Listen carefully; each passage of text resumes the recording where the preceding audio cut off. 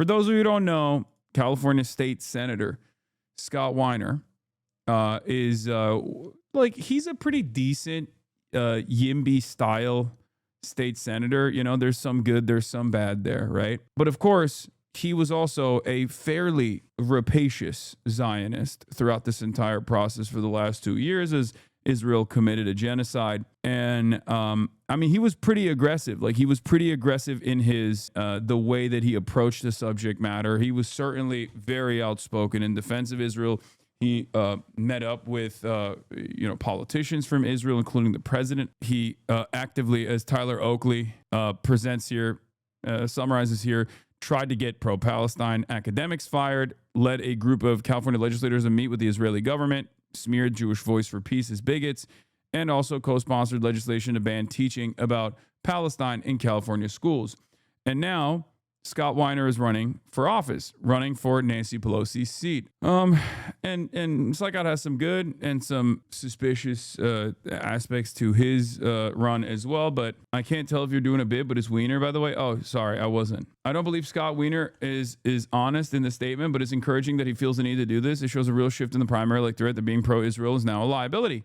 It absolutely is. And yes, that's precisely what's going on here. So here's how it actually started. So they're all running for Nancy Pelosi's seat, right? There was this conference taking place where all the candidates, they have these paddles, yes and no paddles. And with the yes and no paddles, they're asking them a bunch of questions like, oh, do you believe this? Do you believe that? Here's the video where the question is, is Israel committing a genocide? Medicare for all. So they're all pro-Medicare for all. Is Israel committing genocide in Gaza?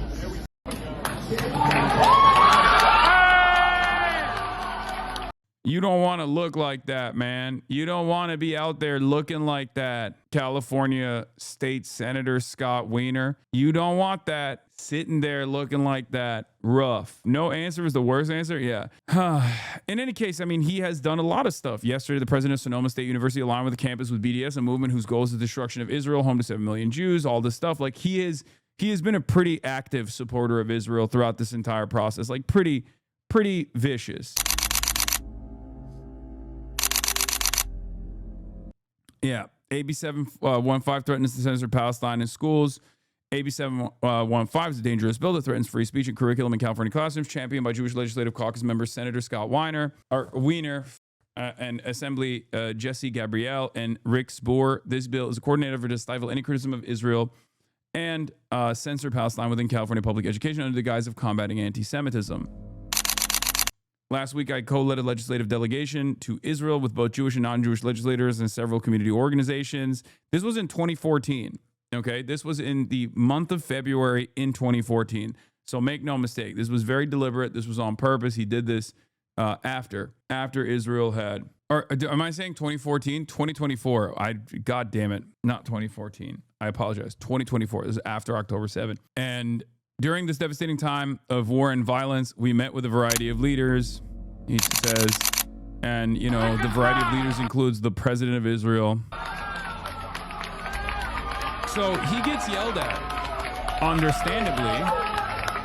Cries of free Palestine can be heard, people wearing keffiyehs.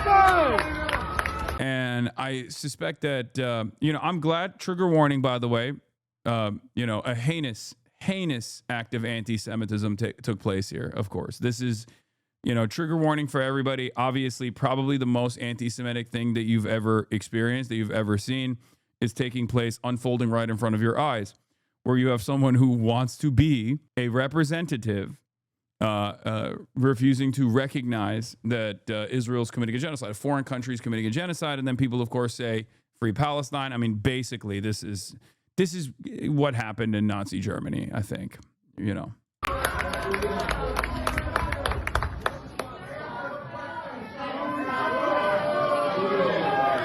say, answer the question, Scott.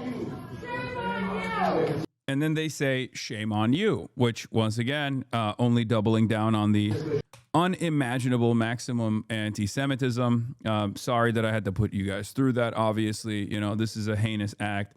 An act so heinous that the entirety of the New York Democratic Party should probably come out in unison and speak out against this heinous act of anti-Semitism, even though it's happening across the nation. I mean, I suspect that there will be a coordinated statement coming any moment now, because I can't. This is traumatic. Okay, but one thing that I think is good here is that after that experience, Scott Wiener literally turned around and was like, "Hey guys, just wanted to say, actually, genocide is happening. I'm now officially recognizing the genocide. I've had an epiphany." Now, do I believe this? Not even a little bit. Not even a little bit. Okay, but bro switched up on Israel. No new friends. If I am the president of Israel, right, I'm thinking to myself, wow, I never believed in magic until all my dogs turn into snakes. I'm just saying, Scott, I thought you were a real one. I thought you were a real combatter of anti-Semitism, and now you are disseminating anti-Semitism. It's really messed up. I love Israel, bruh. Me too. 2026 is the year where I pivot. I switch up on everybody. I'm pro-Israel now. AB 715 wasn't just bad because of his content, but it was rammed through the last day of the session where they gave notice of the Senate committee hearing at like 3 a.m., 6 hours before, giving no time for the opposition to organize against it. Talking to people at the Capitol, they said they'd never seen anything so flagrant. Yeah. I mean, the way I can't even think of anything more anti-Semitic. I guess like sometimes when I think of Miss Rachel, that's like, it makes me so mad. I think children learning.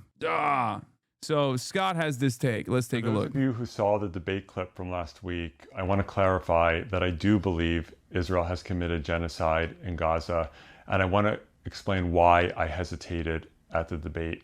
This motherfucker is 6'7", by the way. Don't even meme about that. It's not even on some meme shit.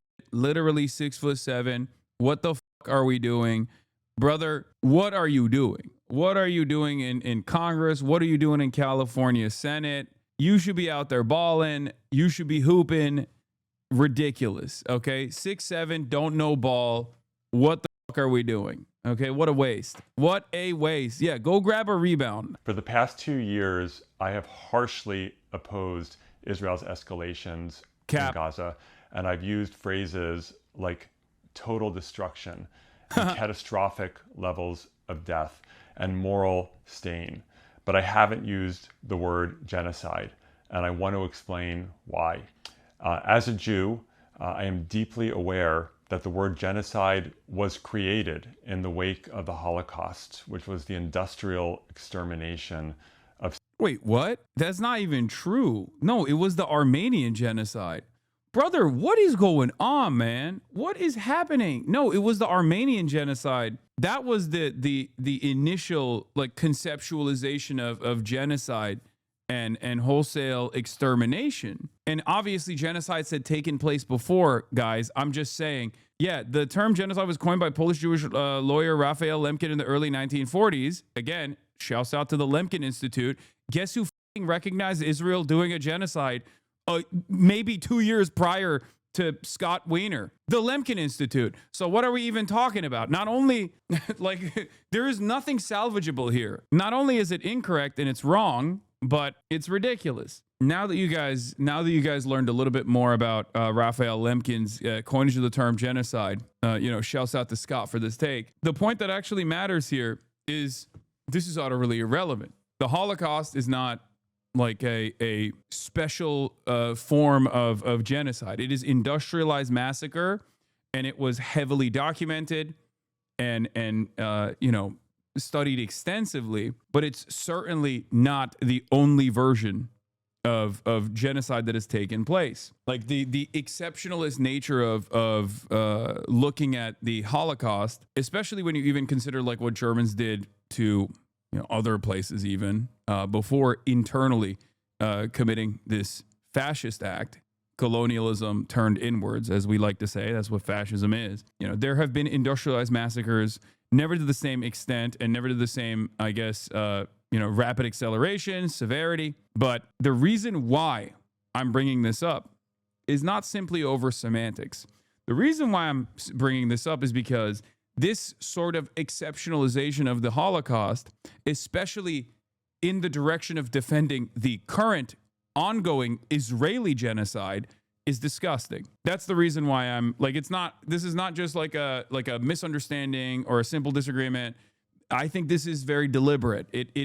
And it's probably not even being conducted intentionally. Like, I don't think that Scott knows what he's saying. I think this is so baked in to the consciousness of people who get a lot of Zionist indoctrination early on that he's having even when he is having a conversation about like recognizing the Israeli genocide, he just automatically drops a couple lines in there that the trained ear can pick up on. And this is one of those things. I am deeply aware that the word genocide was created in the wake of the Holocaust, which was the industrial extermination of 6 million Jews. For many Jews, associating the word genocide with the Jewish state of Israel is deeply painful and frankly traumatic. But despite that pain, like the gall, the audacity, you know what I mean? Like think about the like even this assessment, even this statement in and of itself betrays the severity, betrays the real death toll that Scott is supposed to recognize here, or rather the real violence that he is supposed to be taking ownership over in terms of his recognition, right? And in terms of his own actions that he is supposed to be saying, my bad, over, right? There is no other world where you can say, oh, well, like this would be akin to a German person saying like, well, Germany suffered tremendous hardships in the wake of World War I. So I felt some type of way about taking ownership over the Holocaust because like we had been wronged, like, so it's just, it's very difficult for me to take ownership over this in some way, shape, or form. Like not even a German in Germany, by the way. I'm talking about like a German in America, right? If you were to say something like that, because of the severity of the crime itself, the Holocaust, people would look at you and go, what the fuck are you saying? But here in the United States of America in 2026, because of our mutual understanding that like genocide is just a word, basically, you can kind of get away with saying something like this where you're like, yeah, my personal feelings on this issue are far more important as a Jewish person. Like the importance of the word genocide for me and the severity of that word overrode my clear and calm assessment of what Israel was doing. Like this is not a very good way to make up for all of the advocacy that you did for the last 2 years against those who had arrived at this position far before you did. Do you guys understand what I'm trying to say here? Like, I think this is the reason why I think this is already insincere. The good and the bad is this. It's bad because obviously insincere. He has a lot more to do in terms of making up for it. And I don't even know if he would be able to make up for it in time for the actual election. But the good thing here, the silver lining here, is that he even feels the need to come out and say that this is, a real recognition of genocide, because he understands that now, if you want to win an election, you have to say that. You have to say the truth. He has to do this. And to me, that actually is another clear indication of this massive sea change, this massive tide shift. And that trauma, we all have eyes, and we see the absolute devastation and catastrophic death toll in Gaza inflicted by the Israeli government. And we all have ears, and we hear the genocidal statements by certain senior members of the Israeli government. And to me, the Israeli government has tried to destroy Gaza and to push Palestinians out, and that qualifies as genocide. Performative male behavior? That's funny. True. Yeah, I mean, there's still obviously like the whole, it's just like some members of the Israeli government are doing this, and it's not like being loudly cheered on or anything like that. And this is the worst of both worlds for someone like Scott, because when he comes out and says this, he's not going to get any grace from the anti-Zionists, obviously, because we all know what he was up to for the last 2 years. He's also not going to get any grace from the Zionists because they're going to be like, how dare you betray your own people? Like, this is what the how dare you recognize that there is a genocide at all? There is no genocide. That's blood libel. It's utterly preposterous. And basically, you know, you're cooked, I think. I don't know. I feel like this is totally ridiculous. Like, he should have fucking slammed the yes. If he wanted to, if I was his campaign manager, I would have told him to slam that yes ASAP and then also do a follow-up video being like, hey guys, I know I've done a lot of fucked up shit, but I just wanted to clarify certain things. This, on the other hand, is the worst possible way to deal with this. Stop Anti-Semitism replied to him and said they still support him because he believes in Zionism. I think they also see this as an opportunist statement, and he doesn't actually mean it, but in the opposite direction. Yeah, true, maybe. But like I said, the very fact that a person who was so loud and so proud in defending Israel for the last 2 years, coming out and having to do this, like, I'm really sorry for what I did moment. Like, it is truly, for those who have been around, for those who are aware of Palestine, for those who are engaging in anti-Zionist, pro-Palestinian advocacy for a lot longer than, you know, post-October 7, this is a very interesting moment. It's a very interesting moment to observe, you know? Because I never in a million years would have thought that you would have a Zionist state senator from the state of California who has actively defended Israel over and over again, turn around and be like, actually, Israel is doing a genocide, even if he doesn't sincerely believe it. You know what I mean? It's a huge sea change. Take the W where you can, I guess.